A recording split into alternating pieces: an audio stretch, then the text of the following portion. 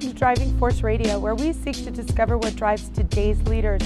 Today, my co-host is Cristin Tarr, the co-founder and president of Business Service Corps based in the Denver Tech Center. Welcome to the show, Cristin. Thank you. You know, Cristin, this is a really fun show. As listeners probably know, October is Breast Cancer Awareness Month, and this show is really dedicated to those efforts, both corporate and individuals who are truly making a difference in this fight against breast cancer. And I love this idea. Yes, and I think first of all, it's the end of the month, so we're going to really talk about what happened over the month with the different organizations that were really involved trying to make a difference. But probably most important is you can make a difference, and community matters for these particular individuals that we're going to have on today, Safeway and Global Walk, Polly Letofsky. So it's going to be really interesting to see what they have to say and how they made the impact. Absolutely. Our first guest is Kris Staff, the Director of Public Affairs and Government Relations at Safeway. She manages legislative affairs, media relations, liquor licensing, donations, charitable giving, and fundraising for the Denver division, which includes Colorado, Wyoming, New Mexico, South Dakota, and Nebraska. She's been with Safeway since 2006, and in that time has really worked on consumer legislation as well as directing the fundraising efforts, resulting in more than $14 million in local charities, nonprofits, and food banks. Thanks for coming on the show, Kris. Well, thank you for having me. This is great to be able to talk about so many great things, so thank you. We appreciate it. Kris, tell us a little bit about, a lot of people know of Safeway, but what Safeway and their mission, and a little bit about your specific roles with philanthropy. Sure. Well, Safeway stores operate coast to coast throughout North America, and we've got roughly just shy of 1,700 stores. We've got 200,000 employees, and wow. Here locally, the region that we cover is a 5-state operating area, primarily based in Colorado. This philanthropic piece, corporate social responsibility, and giving back to the community is really woven into our culture. It's something you don't even think about. It's day in and day out, and it's it's impactful to our employees. It's impactful to our customers, but it's something we truly believe in.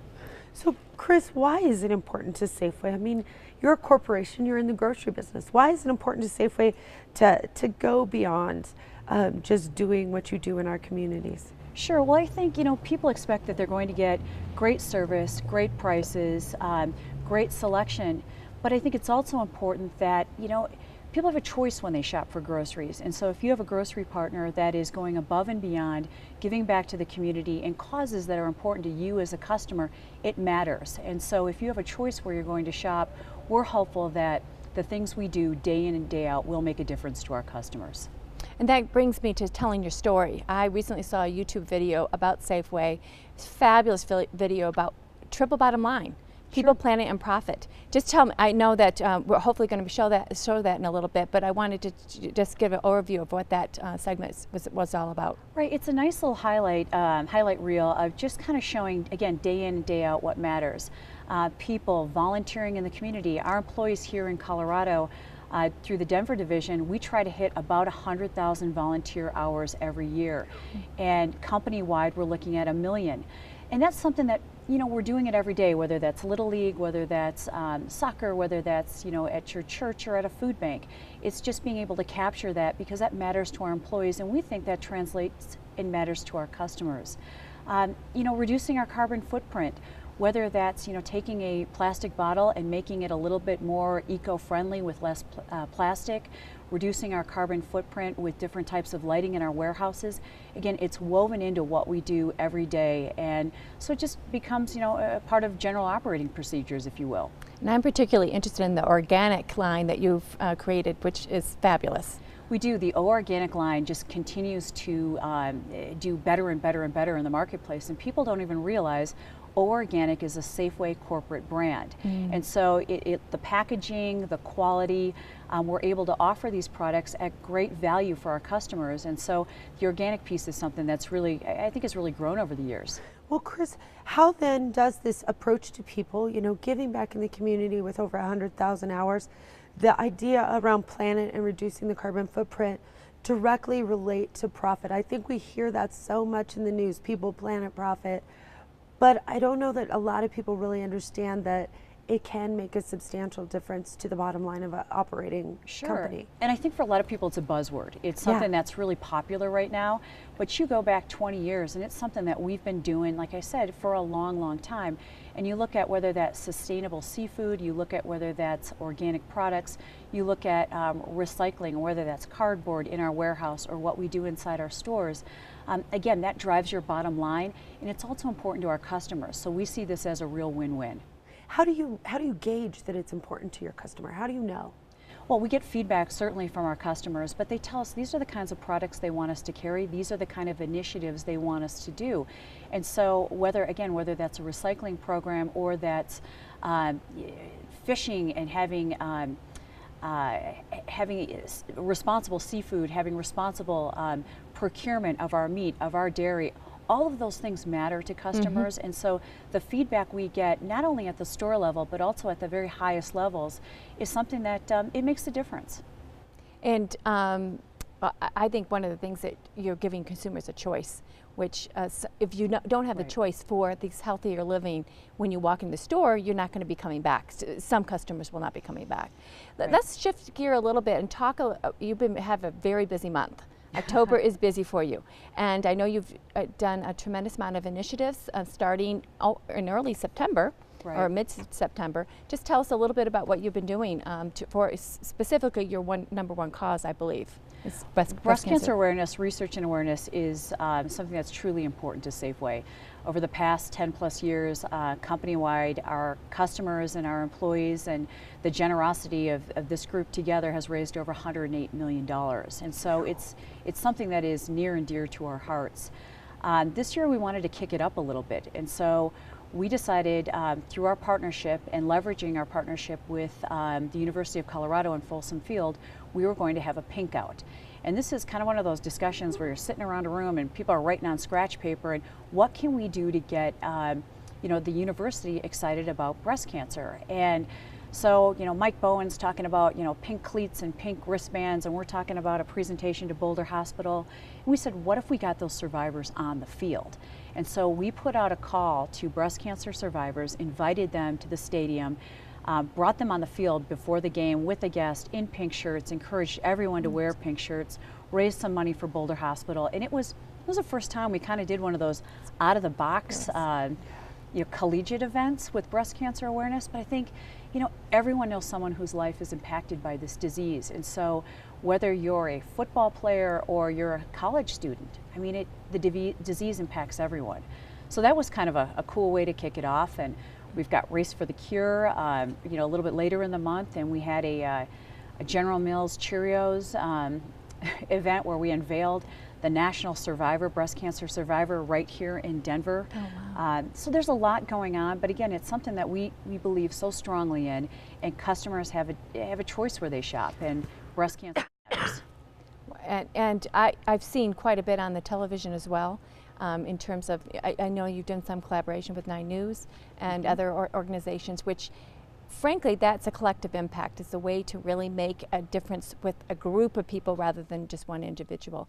Tell me a little bit about an outcome or outcomes that you've, you talked about dollars, how much money you raise. Right. Have you talked about different individuals that have been impacted by your, I know you have the calendar that's out. We do. Yeah. We do. So we support the Buddy Check 9 calendar, which is distributed at Safeway stores across the state. Over the past 10 years, we're looking at somewhere in the neighborhood of putting out 2 million calendars. And you've got to believe, with that reminder about self-breast exam and, calling your buddy and the importance, it has to have an impact. It has to, I think, save lives, because these women, these courageous women, have gone out and they've shared their stories about tenacity and perseverance. And I think by sharing these stories, that impacts others who, may not remember or may just need that little piece to get them to say, hey, this is important. My health is important to my family. I need to remember on the 9th of every month to do a self-breast exam. So it's those little things that I think have long-lasting impact. St. Joseph's mammography vehicle, I think that's another good example. We help fund some of the digital equipment inside that vehicle so that women with insurance or women without insurance could have access to top quality screening in a remote location in this mobile mammography vehicle. So, I mean, Wow. I think that there's a lot of ways that we can get that word out, and these are, you know, just a couple of the pieces we do it. Yeah, and I know that you have worked with other nonprofits, but this really has been your baby, to make it, to say it lightly. Sure. But something that you really, Safeway has really focused on for several years, made a commitment to this, to the organization, to the cause, Right. and work with organizations to make an impact. And I think that that is a new trend in the way that philanthropy is moving towards. Instead of just giving, you know, $500 here, $1,000 there, you're looking to a cause and making the employees, the customers, all part of that. And have you found that being successful for Safeway? It's been tremendously successful, and it's honestly, it's the power of pink. I mean, again, everyone knows someone whose life has been touched by breast cancer, and so whether it's the checker in the check stand or the customer coming through, or one of our vendor partners, it impacts and touches everyone. And so we think it's the pennies, nickels, dimes at the check stand. You know, how much of an impact can that make? And it's amazing when the community comes together and the tremendous amount of generosity. It makes a world of difference. And so we see kind of everyone getting into it, if you will. It's the power of the month of October, where a quarter can make a difference, a dollar can make a difference. You combine all of that, and you're talking millions of dollars. And so it's exciting to be part of a company that is so passionate about breast cancer awareness.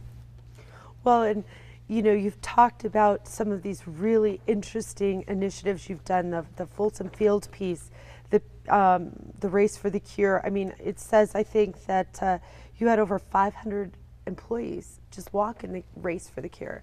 But share a story that's made a difference. Talk about making a difference in someone's life from the Safeway perspective, and what that means to all of you.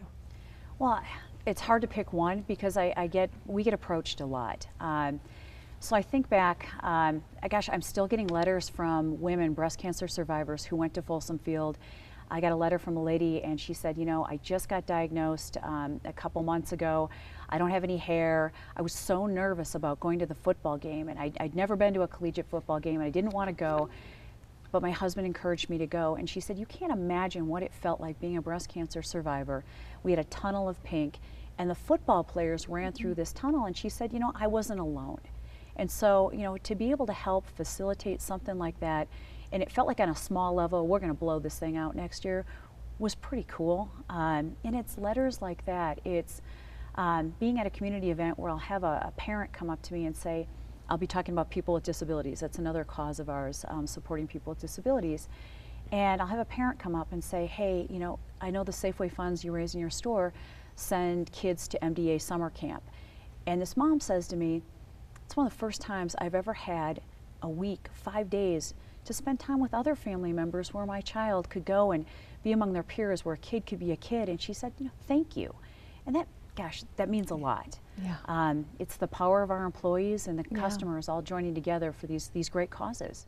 And the end result is the stories and the experiences that these people are receiving through your good efforts, which I can only imagine that's completely fulfilling. And you mentioned disabilities. Can you give us some ideas of some of the other areas that you've focused on, and we can talk a little more about breast cancer? Sure. Supporting people with disabilities is, we've been doing it for a long time. And so whether it's Easter Seals, Special Olympics, MDA, we're one of the largest employers of people with disabilities. And so here in the Denver division, out of our 12,000 employees, over 200 of them have some sort of special needs. And so again, I think that makes a difference to customers, because when you're going through the check stand, it might take a little longer because you know, you've got Bobby as your checker, and he may be, you know, intellectually challenged, but you have a connection with Bobby, and you appreciate that he's got a job, he may be living independently, he's got health benefits, but it makes you feel good. It might take a little bit longer, but it's something that's important to us, and it's also important to our customers. And so whether it's supporting Special Olympics or MDA summer camp, where again, these kids are out there among their peers, to me it's a place where a kid can be a kid regardless of their disability. And if Safeway customers and employees can help send one more kid to camp, I mean, it goes a long way. And I think there was a few examples that I spoke to Tarr and Ford, and she was telling me about a few of the volunteer employees decide on different initiatives that they want to do locally. Could you explore that? You know, that Sure. yeah. Well, what I think is great is that we have all these wonderful volunteers, wonderful employees in Colorado and across our company that want to volunteer and they want to make a difference. And they can go out and seek whatever volunteer opportunity they're interested in. So what we'll try to do is we'll set up, let's say, Special Olympics. The summer games are coming to Grand Junction. We'll say, you know, we've got all these volunteer positions available if our employees want to fill those slots. A lot of our employees want to do something that's important to them. It might be coaching, it might be Little League, it might be supporting their son or daughter's school. But at the end of the day, just being able to capture all of that and to say, you know, community relations matters, and giving back to the community where we do business in as a grocer. I mean, you think of grocery stores being the cornerstone of the community. It's a place where people come together to shop, to meet. It's something common that everyone has. And so to be able to weave in this community relations piece and volunteering piece, I mean, it matters.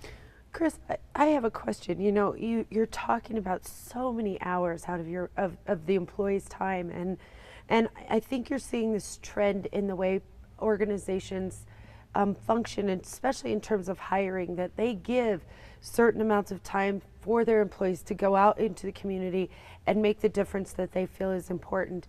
Do you have those formalized programs at Safeway? And if so, can you talk about that Sure. a little bit and sort of how that goes? As one of those largest employers in the state, I think it's really important for even those smaller organizations to say, yeah, we could do something like that too. Right.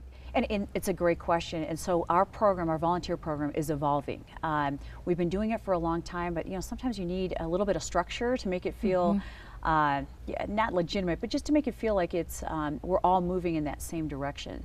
So what we provide our employees with is, if they're doing a big volunteer project or even a small volunteering project, we give them the shirts, the hats, any kind of if they need soft drinks or soda, whatever they might need for this particular volunteering project, we'll certainly support. I think we're moving in that direction to look at hours, because a lot of our employees work unusual hours. They're working on Saturdays or Sundays.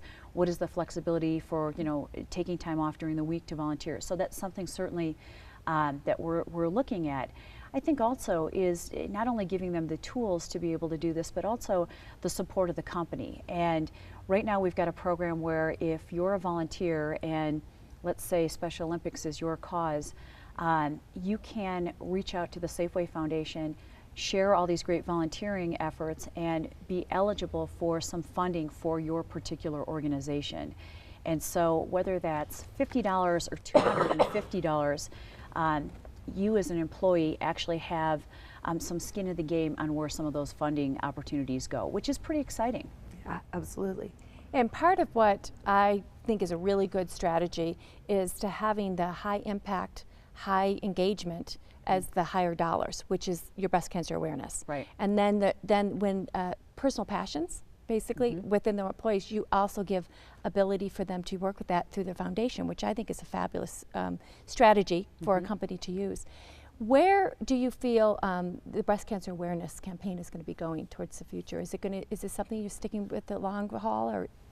Absolutely, and I think that, you know, we are closer and closer and closer with research, with finding a cure. And I think, you know, I've got a 6 and 9-year-old daughter, and I've taken them to Race for the Cure, and every time I wear a pink ribbon or I have a pink shirt on, my 9-year-old will say, "Mom, are you going to fight breast cancer today?" And I kind of lean back and I think, you know what, as a matter of fact, I am, because the more people that we can talk to and we can create enthusiasm, excitement, and awareness, I mean, that goes toward, I think, the cure. And so, you know, I think it's continuing to evolve. I think we're closer. You know, my kids say, you know, "Mom, will I have breast cancer when I'm your age?" I don't know. I mean, I'm supposed to have all the answers, right? I'm a mom. I don't know. Yeah. But I think that by working together, creating awareness, raising funds for cutting edge research, I believe that, you know, truly we are getting one step closer. And so we're in this for the long haul, absolutely. And I think what you said it perfectly. Every person counts. Sure. Every individual can make a difference because they're making the awareness a little bit greater. And one of the things I find when I go into Safeway is, you know, one is going to the checkout counter, and I really enjoy the disability employees that you have, because they're engaging, they talk to you, and and then you have that other emphasis of getting the calendars out to every single woman that walks into the Safeway stores, which is another communication tool of really working towards that impact. And that calendar is up in your office all year long, so that helps as well too. It is. The calendar is something we're especially proud of. We try, and the women that are in it are absolutely beautiful, and their stories of perseverance and tenacity, really nice. and so sharing personal stories about your health. That's that's not easy. Yeah. And to be able to come out not only and talk about it, but all of a sudden you're in this giant calendar and you're being all dolled up, and I mean that's a big deal. Yeah. I'm proud to say that every year we have 2 Safeway employees that are in that calendar, and it could be your deli manager, it could be somebody that's working the front end, but we put a call out in the in the spring, looking for Safeway employees to participate as well. So it's something we truly are proud of. So Kris, what's next? What's next at Safeway in terms of this community engagement, as well as the campaigns that you're already on? Where are you headed in the short to intermediate, long term? Short term, another project I'm really excited about, and this is the second year we're doing it. We are going to be raising funds for 3 days over Veterans Day weekend for the Wounded Warrior Project. Great program. Amazing project. I've had the opportunity to meet with some veterans, to meet with some of the folks that represent this amazing organization. And so last year was the first year we did a 3-day fundraiser. Just instead of the whole month, it was 3 days, and it is amazing how much passion and just this camaraderie of people pulling together for veterans causes.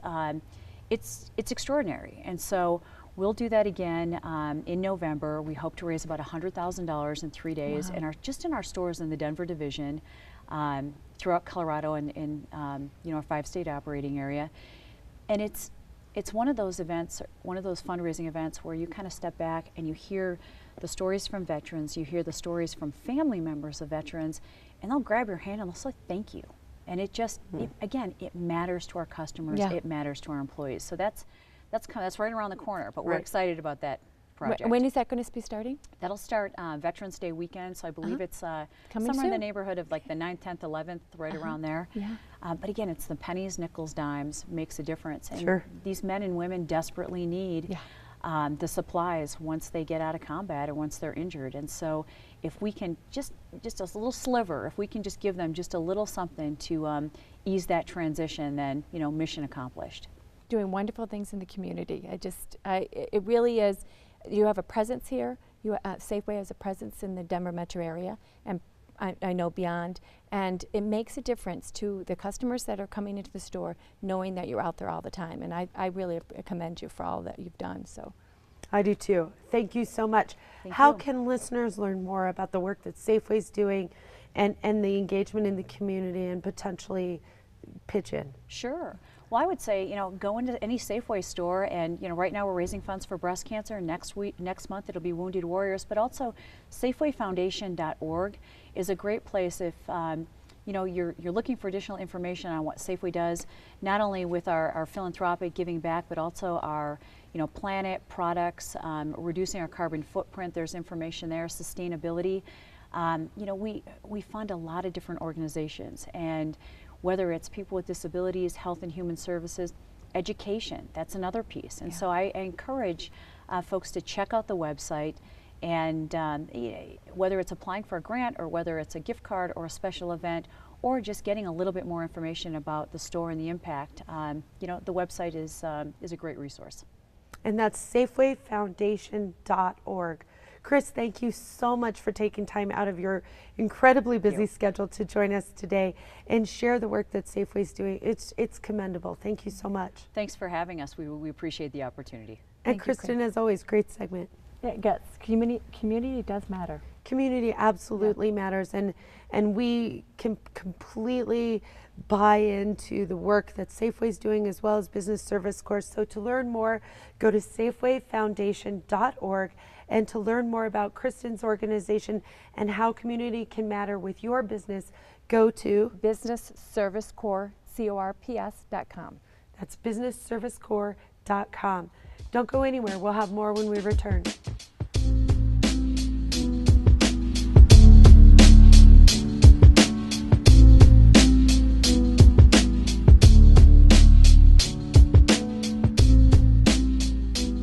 Welcome back to Driving Force Radio, where we seek to discover what drives today's leaders.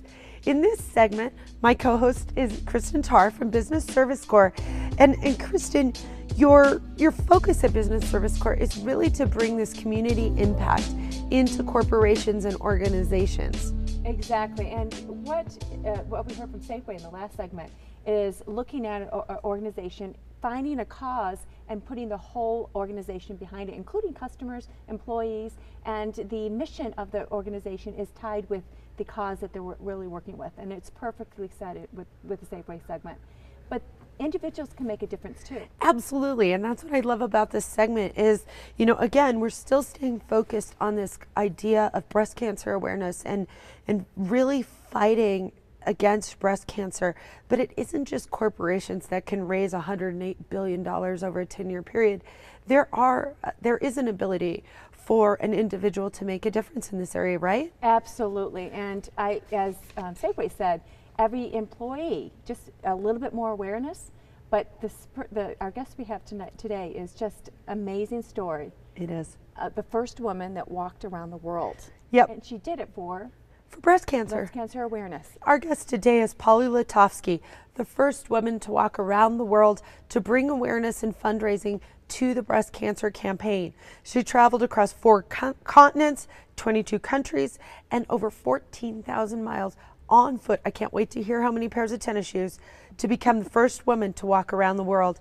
And it was really to bring awareness to breast cancer. Survivors and well-wishers around the world came out and worked with her on this campaign. It's an amazing story of collaboration. I was visiting my brother last weekend, and I talked about Polly and her walk around the world, and he goes, "No, I don't think anyone could walk around the world. No, let me hear." He was just he just could not even fathom the idea. And so I'm really happy to have talk to Polly. She's a friend of mine, but I also am such an admirer of her work and what she's done and what she continues to do. But walking around the world is beyond comprehension. Just tell us a little bit what made you even start. It really started as a child. I was 12 years old, and that's kind of the age I've found out since then, and of course while I was going through it, that you really start to discover that there's this world going on around you, and it's not the same everywhere as it is in your backyard, in your neighborhood, playing with your friends, climbing your tree. Right. And I started to discover it through the newspaper. I really just started reading the newspaper that summer, and it was the summer of '74, so I'm reading about places called Vietnam and seeing the photos, the stories, and people are not living the same 12-year-old's life that I am, and reading about places called Thailand and India and Cambodia. It really just got me curious about the world and how it ticks. And then one day I see the story of a man walking around the world, and he is almost done. He's in Colorado, and he's on his way home to Minnesota to become the first man to walk around the world. And I remember staring at that photo thinking, wow, all that man had to do was put one little foot in front of the other. And one step, of course, is seemingly insignificant, but when you chain them together, they become so powerful as to serve as your transportation around the world. And I just thought that was the coolest thing. Well, I could do that. And I could go see the world like that. And for some reason that resonated with me, and it stuck with me. And I knew even then that it was thinking way outside the box for a 12-year-old from Minnesota in 1974. So I really did tuck that idea away in the back of my head, and I went on with my life. But it was always there, and it would sneak up once in a while going, "Oh yeah, you want to do that walk?" "Yeah, I really do, but how would I do it?" Right. Yeah. Well, and I have to ask you this, because this is what I'm so intrigued about. Walking around the world seems, just like you said, kind of, oh my gosh, how do you do that? Yeah. So what qualifies walking around the world? How many pairs of shoes did you use? How long did it take? That cost you $1. How does that figure out? Ask me that question, because I want $1 every time someone has asked me that question. I'm going to give you $1 You give me after that the show. I'll give you $1 if I after the invest show. it wisely. It's an IOU from ICOSA. Yeah. Actually, I contacted the Guinness Book of World Records prior to leaving, but I need to qualify that a little bit by saying I have never cared about the Guinness Book, and it's not why I was doing it. But so many people were asking about it, and I finally contacted them. And they told me that to qualify for being the first, what does it qualify to say you've walked around the world? You have to start and finish in the same place. And at that time I was living in Vail. you need to walk at least 14,000 miles, cross at least 4 continents, and when you get to the end of a continent, you can fly to the next continent. So those were the guidelines. So you didn't have to swim? No swimming, but when I'm feeling like a smarty pants, I say I walk on water, because of course I get that question. I want $1 for that question too. Okay, you got it. $2 now. I owe you $2. You write that down. I've had the pleasure. How many shoes though? Oh yeah, how many? 29 pairs of shoes. Yes, now it was 28 until the very last mile, when some friends of mine gave me a pair of red ruby colored sparkly New Balance shoes, and it officially brought the tally to 29, although that one pair only lasted a mile. But Any other fun statistics you can add? I found $53.53 total in loose change around the world. Isn't that interesting? That is interesting. Yeah, you'd find a ruby here and a penny there and a pence. That's fun. Yeah, and I added it all together. Mm-hmm. Yeah. Mm-hmm. Wow.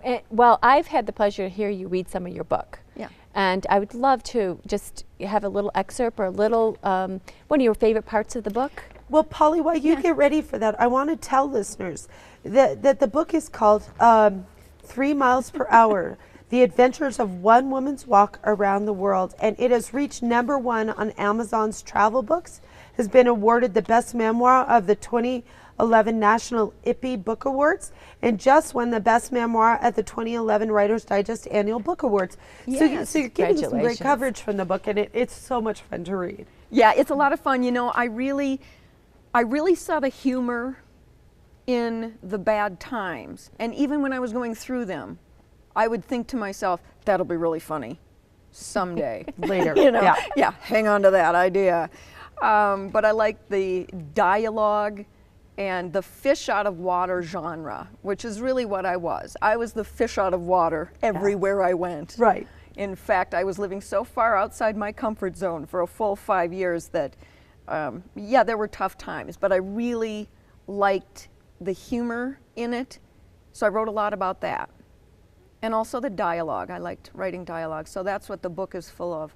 Obviously, it's a memoir as well. So, I actually, if I could read a little bit of the prologue, it really takes place in the very, very middle of my journey. It was exactly halfway to the day, or to the mile actually, to the mile halfway around the world, although I didn't notice at the time. And what had happened is I was in the middle of India, and this truck came roaring around a corner, and it hit a cow, because the cows wander.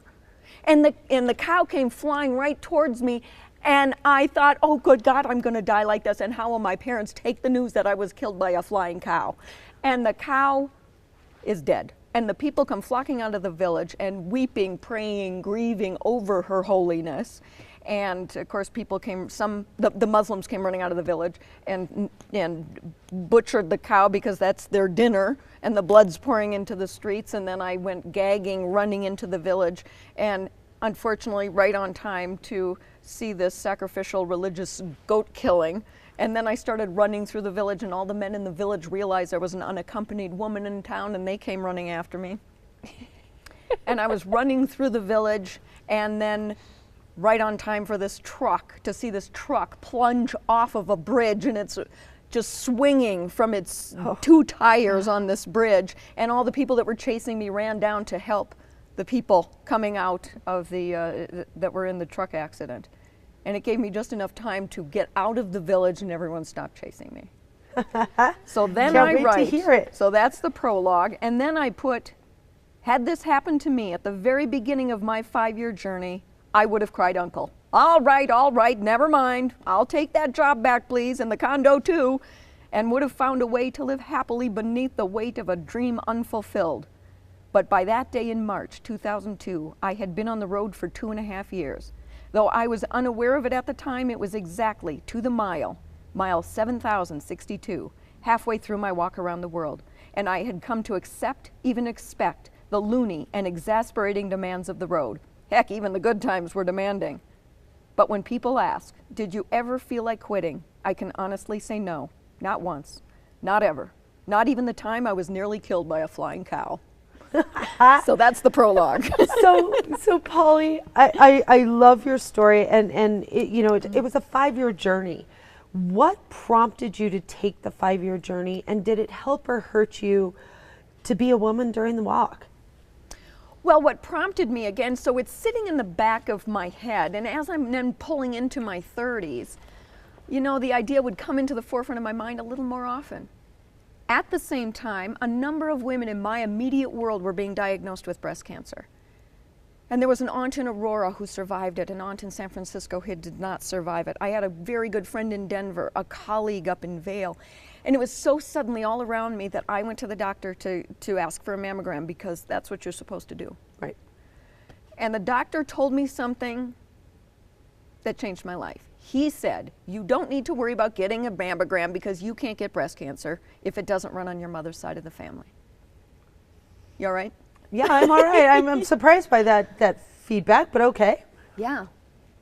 I didn't know it at the time, but that's really bad information. And I went, well, fantastic. And I went back to work, and of course, my colleagues who all knew people with breast cancer started, you know, commenting about how, you know, awful that information is, that how dare a doctor tell you that, and started spewing out statistics like 80% of women diagnosed with breast cancer have no known risk factor whatsoever. Mm-hmm. And it was that night when I was walking home, and I was thinking about the day, as you do, and I just remember exactly where I was when I thought, that's what I'll do that walk for, that I've always wanted to do. And I loved the idea immediately of a woman walking for women, because regardless of what you hear, breast cancer is everywhere. Right. Records aren't necessarily kept everywhere, so it's not that big of a deal everywhere as far as the news, but it is everywhere. So did it hurt or help you to be a woman on the walk? You know, here you are setting out around the world towards, you know, to bring awareness to breast cancer, and you're in the middle of India with flying cows. Is this helping you? Is this hurting you? And keeping in mind, you're relatively small, blonde, blue-eyed, a Western woman. Yeah. You know, I've always been one of these people that it's just like being a woman never stopped me, or, you know, I never griped about anything. I never even thought about it, frankly. I know that there were 3 men prior to me that had done this walk. Ultimately, though, I think it really ended up helping me, because I am small, and people all around the world, from village to village, really felt, I think, more comfortable inviting me into their homes with their children, with all their belongings, their lifelong belongings.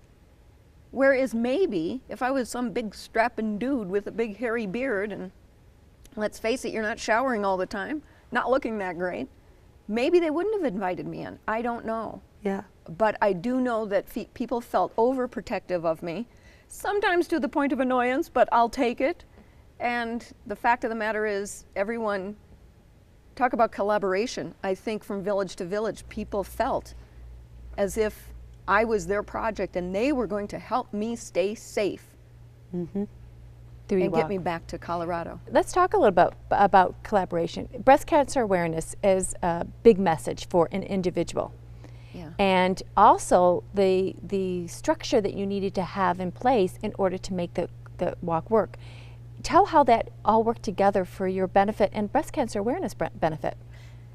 Yeah, I had decided that in every country I walk through, I'll work with a breast cancer organization in that country, because they know what's going on there. The message had to be different in every country, because all of us are dealing with different, I don't know, we're at different places as far as the education goes.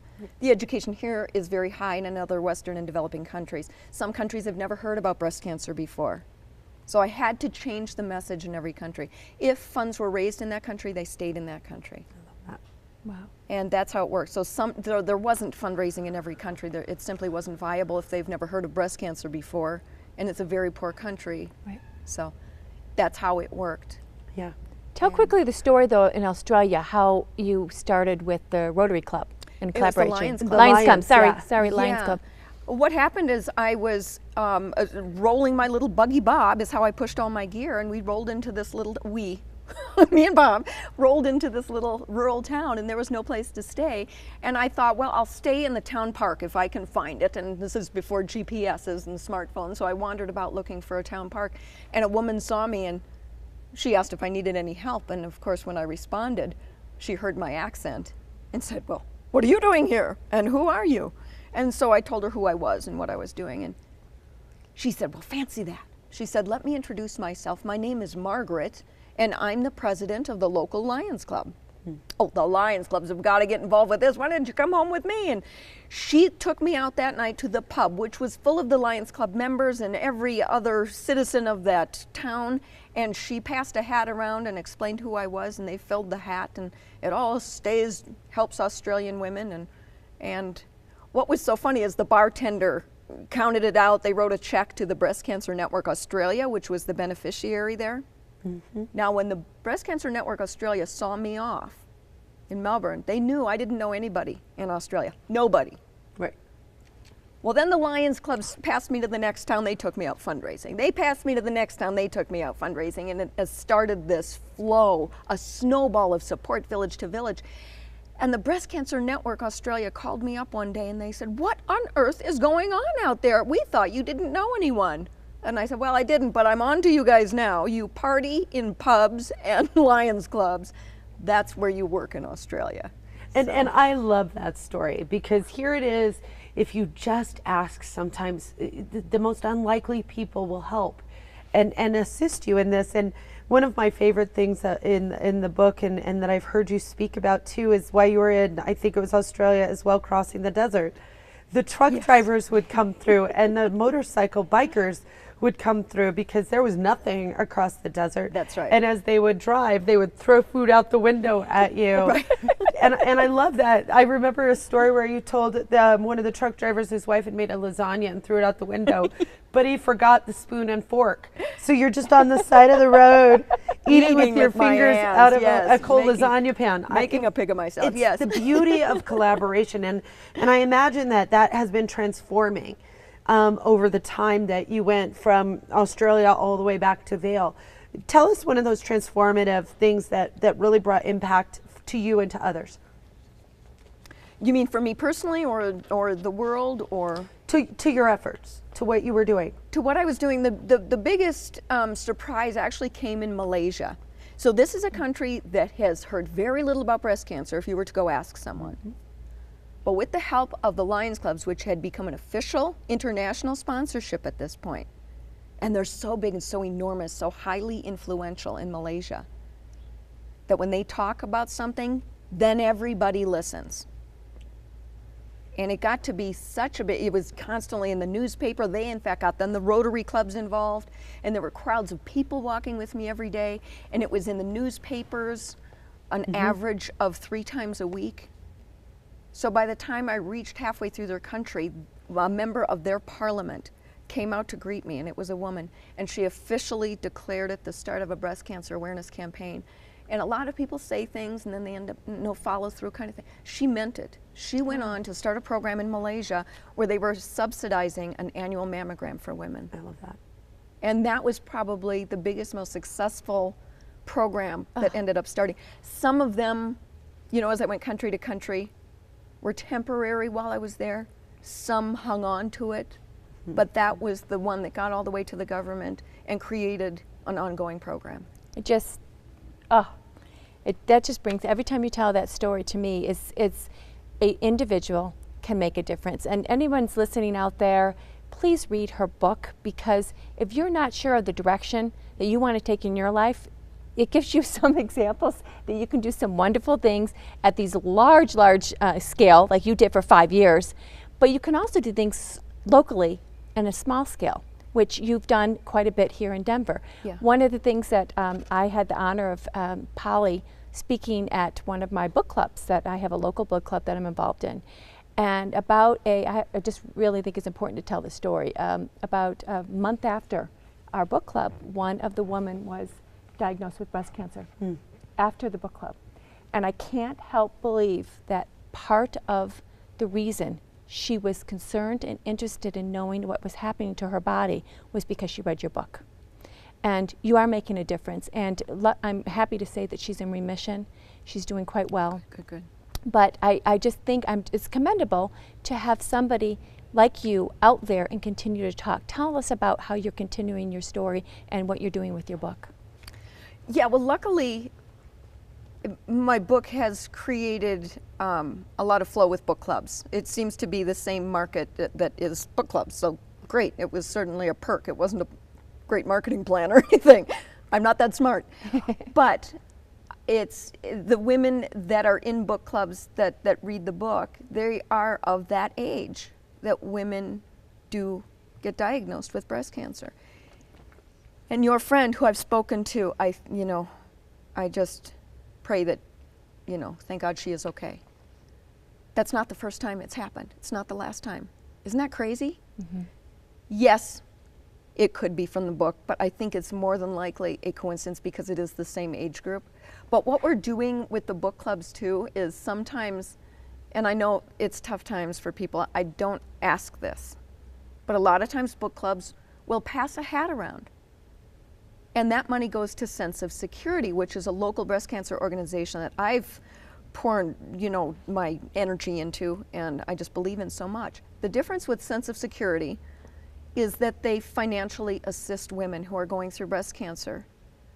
Because a lot of times when you're fighting a disease, you're fighting for your life, you have to stop working for a while. Right. And sometimes it's a month, sometimes it's 5 months, but you still have to pay the mortgage, your car payment. When you go into radiation, you have to drive to the hospital to get radiation treatment every day for 6 weeks sometimes. So you need gas in the car. You might need childcare. So that's where the money goes. That's what Sense of Security does solely, is financially assist women to pay the utilities, groceries, things like that. So sometimes we just pass a hat around, and the thing is, sometimes at these book clubs, you might raise $30. And I go into Sense of Security and go, I got $30. And, I'm like, I wish it was more. But they always say, you just bought a week's worth of groceries for somebody. Yeah, it's still helps. making a difference. And obviously you're helping women in your way, but how do you think learning about the walk from other people's perspective will help others? How, when people read this book, when book clubs read this book, when women all over the world read this book, what do you think they're getting the most of? I think not only the breast cancer message, like you've mentioned, that someone who read it and that may have resonated with them, but I think moreover, people are going through a daunting journey. They're with us every day, all around us in our lives and in business. It could be starting a business during a recession. It could be raising teenagers. Anyone? Mm. Yes. It could be losing weight or getting out of debt. Those daunting journeys are with us everywhere, and we hit hurdles. How do you get through them? How do you keep the attitude? How do you say that quitting isn't an option to get through those and just calm down and take one more step? Yeah. And believe it or not, I do think of you. When I'm in tough times, I'm thinking, Polly did it, I could do it. Yeah, how old are your kids now? No, I'm just kidding. But sending your kids off to college and starting a new chapter as well. I mean, these are all daunting journeys that all of us go through. Yeah. So what advice do you give to readers, to listeners around this daunting journey? I mean, we're all on one, Cristin's got teenagers. I have youngsters. But I think each day everybody deals with a different daunting issue. What is your advice? I am one also, believe it or not, true story, I get overwhelmed with things. I get overwhelmed with sometimes things that are small. And I do take my own advice, I promise you, all the time. Even writing a book is such a daunting journey that you just stay away from it. So what I tell myself is do 3 things. Take 3 small steps. And if you're really overwhelmed, those small steps, which I've done before, can be sit down at your computer, open the computer, find the document that you're going to work on. Those are 3 steps. You can do that. Now, what are the next 3 steps? It's all handleable. Is that a new word? Yeah. It's all handleable. If you just calm down and take 3 small steps, make them as small as you need to, and suddenly you're still moving forward. And then you look back and you see your traction, and then you get momentum. I promise you it works every time. So, Polly, for listeners, how can they learn more about the book? How can they learn more and potentially have you come and speak to either their book club or to their corporation and really inspire them to take those 3 big steps and to go out there and not quit? How do people learn more? Well, I have my website, which is my name, PollyLetofsky.com. Okay. And my book can be found almost everywhere now, certainly Amazon, my website, all the e-readers, this kind of thing, or certainly from any of your independent bookstores, which we love supporting.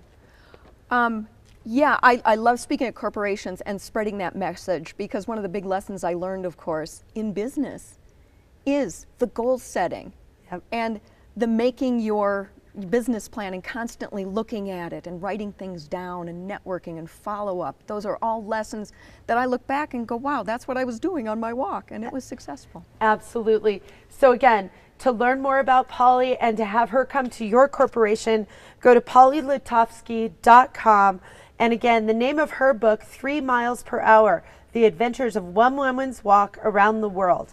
Cristin, great show. It was wonderful. Just small steps to big feet. And I think that that is Polly's story. And community does matter, locally or globally. Absolutely. And to learn anything more about Cristin's work, go to Business Service Corps, that's corps.com, and check it out. Your corporation, too, can really get involved in your community. Thanks, and have a great weekend.